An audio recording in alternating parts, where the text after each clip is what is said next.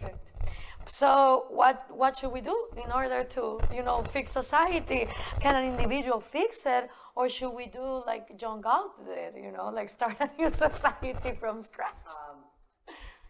I would probably, no, we should not go off and start a new society. I think fix it, there are things that can be done in many, many societies. It also depends on what kind of society you're in and how far gone it is and the nature of who's in power. I mean, there are some big differences still within, regions and countries in this world. So not all situations are the same.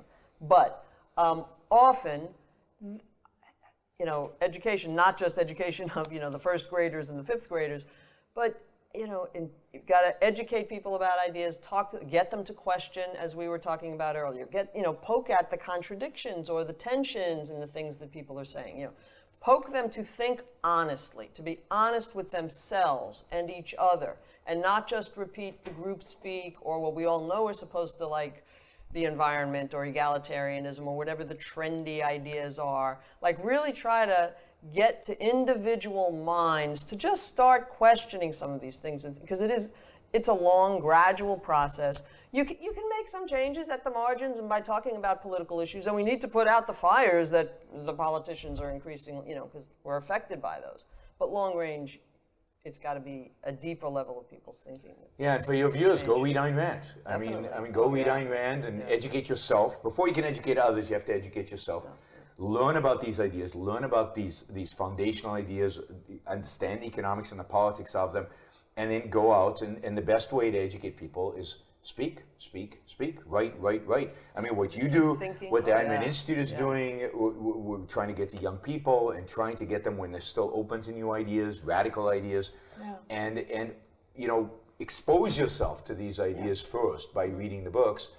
And then I can't think of anything better to do than what you're doing, Gloria, which is speaking about it and advocating for it and having discussions about it. Yeah, I think that you can, switch people's way of thinking by questioning. I think that's the genius of Socrates, right? Like always asking, but keep why? Thinking, Why? keep questioning, right? Keep questioning yourself. And this is why we need to fight for free speech and all this ridiculousness of like, no, you cannot talk about that, and that's cultural appropriation, and that offends me, and feelings before thoughts. If we don't fight or defend the right of speaking freely, then game over.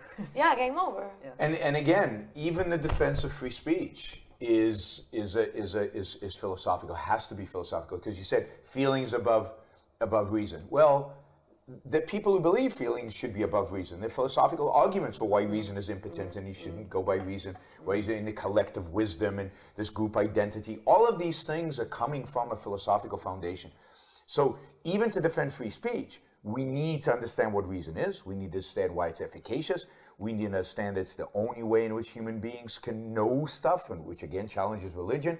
We need a whole philosophy, which again Ayn Rand gives us the foundations for. It gives us, she asks the right questions, and she often gives the right answers, the answers to those issues. So on every one of these issues, philosophy is where the action is. And if we abandon philosophy, if we just do it from a utilitarian perspective, if we just use Mill's argument for free speech, we lose. Yeah, and that's why the First Amendment. I mean, in the U.S., you might think, hey, you guys have had a First Amendment for over. It says in your Constitution.